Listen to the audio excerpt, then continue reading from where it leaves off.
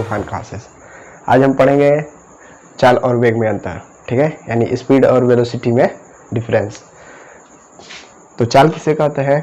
किसी वस्तु द्वारा, ठीक है, किसी वस्तु द्वारा एकांक समय में चली गई दूरी को क्या कहते हैं? चाल कहते हैं, ठीक है। किसी वस्तु द्वारा एकांक समय में चली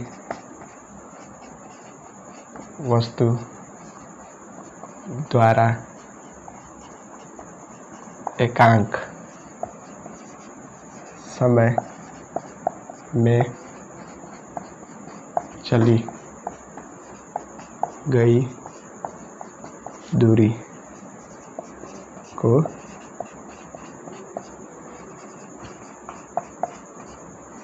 चाल कहते हैं, ठीक है।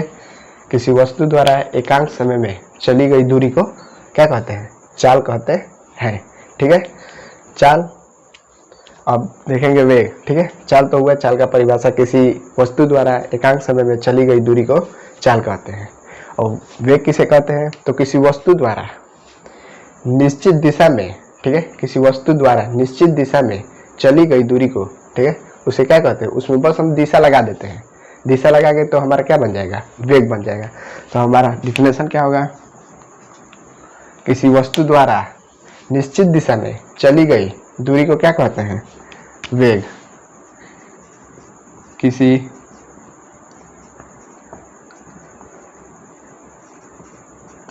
वस्तु द्वारा, ठीक है, किसी वस्तु द्वारा एकांक समय में, ठीक है, किसी वस्तु द्वारा एकांक समय में एक निश्चित दिशा में चली गई दूरी को वस्तु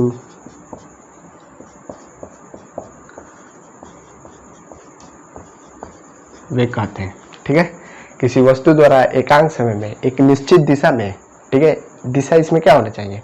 दिशा इसमें होना चाहिए। इसमें केवल परिणाम है, ठीक है, दूरी बस है, और इसमें दूरी एवं दिशा दोनों है, ठीक है। तो किसी वस्तु द्वारा एकांक समय में एक निश्चित दिशा में चली गई दूरी को क्या कहते हैं? उस वस्तु का वेग कहते हैं।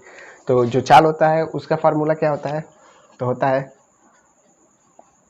चाल बराबर दूरी बटे समय, ठीक है। मतलब एकांक समय में चली गई दूरी को क्या कहते हैं? चाल कहते हैं, ठीक है। और जो इसका एसआई मात्रक होता है वो क्या होता है? दूरी का क्या होता है? दूरी का होता है मीटर, और समय का क्या होता है?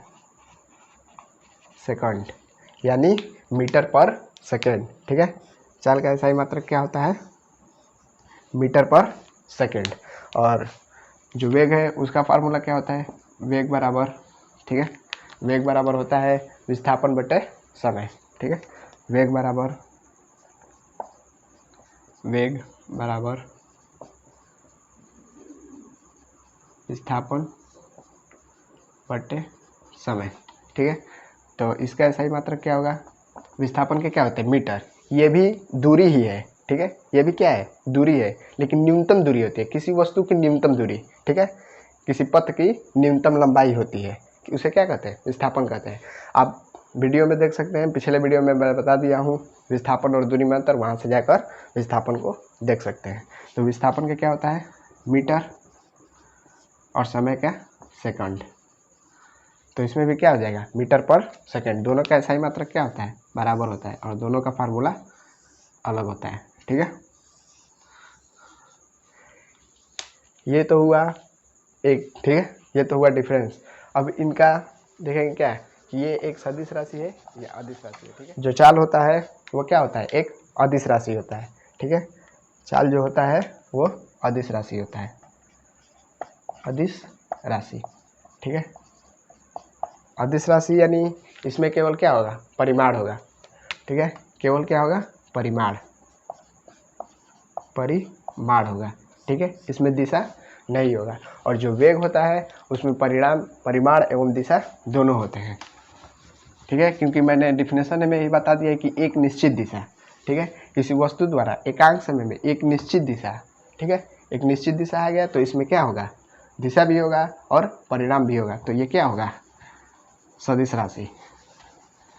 मैंने सदिश अदिश राशि को भी बता दिया है, वहाँ से आप जाकर वीडियो देख सकते हैं। तो ये क्या है, सदिश राशि, ठीक है।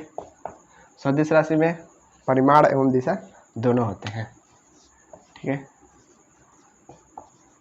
परिमाण एवं दिशा क्या होते हैं, दोनों इसमें होते हैं। और जो चाल होता है, चाल का मान क्या क्या हो सकता है, तो चाल का मान, ठीक है, चाल का मान हमेशा धनात्मक होता है, ठीक है, जो चाल का मान है वो हमेशा धनात्मक होता है। अब कैसे धनात्मक होता है तो हम देखेंगे, ठीक है। और जो वेग होता है, वेग का मान, ठीक है, प्लस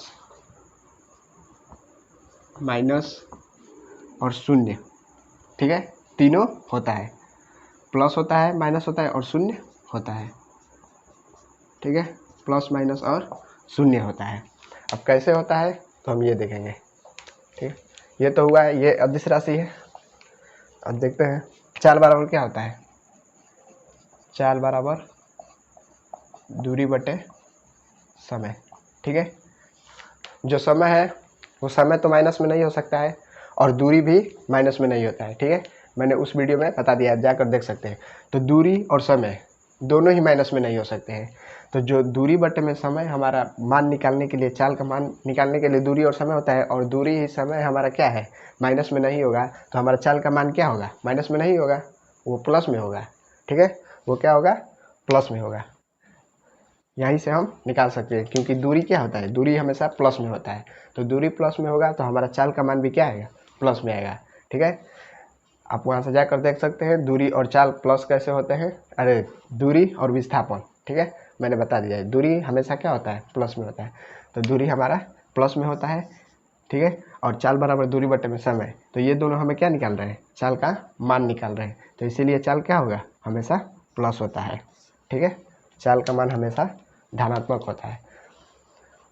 और वेग का मान शून्य ऋणात्मक कैसे होता है, ठीक है। तो जो सूत्र होता है, वेग बराबर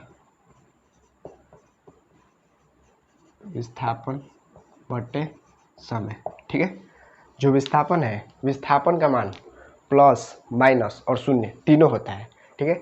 जब विस्थापन यहाँ पर हम क्या रखें, प्लस रखें, ठीक है, विस्थापन हम प्लस रखें तो हमारा वेग का मान क्या आएगा, प्लस आएगा, वेग का मान हमारा क्या आएगा, प्लस आएगा, ठीक है। और जब विस्थापन हम माइनस यहाँ पर रखेंगे तो हमारा क्या आएगा, वेग का मान माइनस आएगा। अब हमारे वीडियो में जाकर देख सकते हैं कि विस्थापन का मान प्लस माइनस और जीरो कैसे होता है। हम यहाँ पर क्या है, विस्थापन और समय हमें क्या दे रहे हैं, वेग का मान दे रहे हैं, ठीक है। और विस्थापन माइनस होगा तो हमारा वेग भी माइनस होगा और विस्थापन शून्य हो जाएगा, ठीक है। विस्थापन क्या होगा, शून्य होगा, तो हमारा वेग भी क्या होगा, शून्य होगा, ठीक है। तो इस तरफ हम बता सकते हैं कि क्या होता है, वेग का मान प्लस माइनस और शून्य होता है, ठीक है।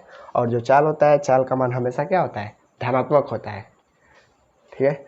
और जो चाल होता है, चाल यानी कोई वस्तु क्या कर रहा है, उड़ रहा है, कोई वस्तु चल रहा है, ठीक है, चल रहा है, उसमें दिशा नहीं है, तो वो क्या होगा, केवल क्या है, उसमें परिमाण है, ठीक है, केवल उसके पास क्या है, परिमाण है कि इतने वेग से हम चल रहे हैं, इतने चाल से चल रहे हैं, तो वो क्या हुआ, चाल।